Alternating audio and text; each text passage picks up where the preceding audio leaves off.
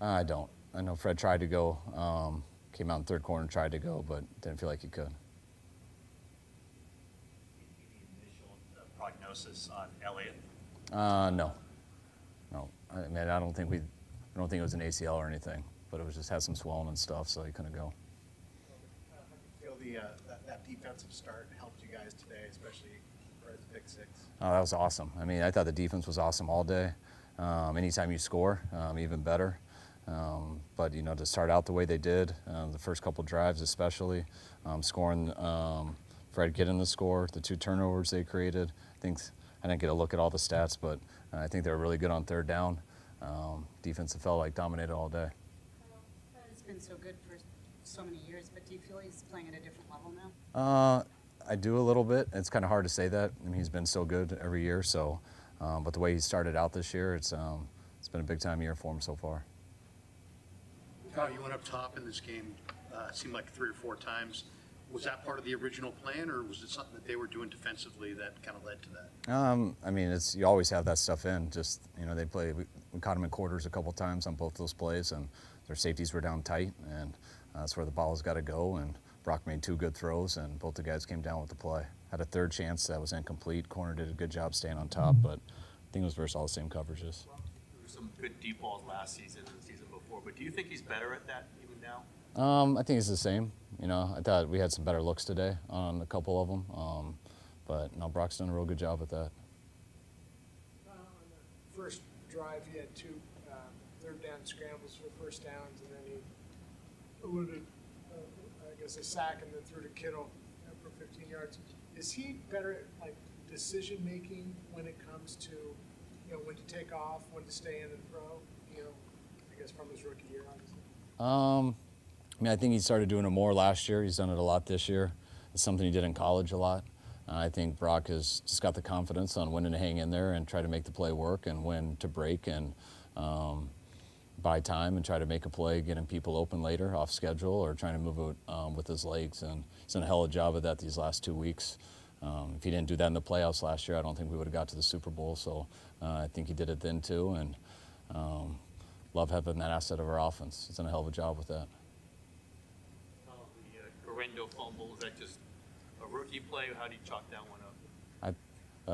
I chalk it up to an NFL football player getting hit and fumbling it.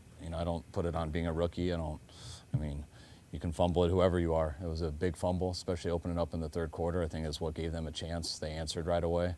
Biggest thing when someone has a turnover, you want the defense to go out and hold them to 3. I think they scored on a 4th down maybe. We had a commitment trying to stop an inside zone run, and they had a good play call getting out there to score. But we'll come back to them. But yeah, that was a big fumble. The video of BA Friday throwing his shoes and stuff didn't look awesome. Are you surprised that he cared that much about his shorts? No, I'm not. I didn't know you guys had it on video. That stuff happens. I mean, Does it usually happen that a player would throw a shoe because he had to change shorts? I didn't see what he threw. Maybe he was just joking, laughing about throwing his shoe. Maybe he didn't like his shoe. I didn't interview him about his shoe toss. But I hate some of the clothes I got to wear out there also. But it is what it is. On the interception, Brock kind of just threw it up there for maybe Brandon to make a play. Is that something that's in the system, or is that you would prefer that throw not be made? No, I don't want him to throw into double coverage. But there was a busted route on the backside. It looked like BA was going to be alone. It was man coverage, and someone ended up in the wrong spot. So there was a guy Brock wasn't expecting to be over there because we should have distributed the field a little bit differently. But I didn't like how late it was. I didn't throw really in the rhythm of the play, and had a chance early, but it didn't have a chance late, and that was a big turnover. It was one of the reasons they had a chance to get back in it, but our defense held up strong. About this a lot, but is Juwan playing with just a different level of confidence this year? I don't think so. I think Juwan was born this confident. He's always like that. You guys know how Juwan is. He's as confident as it gets, and I think that's one of his best assets. He's a very talented player, but Juwan never feels he can be denied, and that's why he's been so important to us over the years. You're going to call plays based on what your quarterback can do and do well. At this point, is there any plays that you can't call for Brock? No, I don't think there's, no, I think Brock, since he's his first game playing here, there hasn't been a type of play. I mean, he's very good in the drop back game, play action game. He's good on the bootlegs and stuff. You know, we don't call too many like zone read and things with him. I think he'd be capable of it, but we're not trying to make a living off that. But, you know, Brock has been one of the most consistent players in the league since the first game he's played. It seemed like you guys dialed up more blitzes than you usually do. How much of that is a result of Javon being gone, and how much is just kind of the opponent? I think all of it. You know, when there's a lot of run blitzes in there too because of how heavy of a run team they are and stuff. But I thought Nick did a real good job today. I thought the whole defense did really good. Off in the starting lineup, just do you think he was ready for it? Was there a need there? Mustafa? Yeah, we thought he was ready for it. I mean, when him and Gio were going, you know, we started rotating him a little, I think the second week. So he's been doing awesome in practice. We started to mix him in there in game 2. I think Huff came back in game 3, so we didn't need to do it.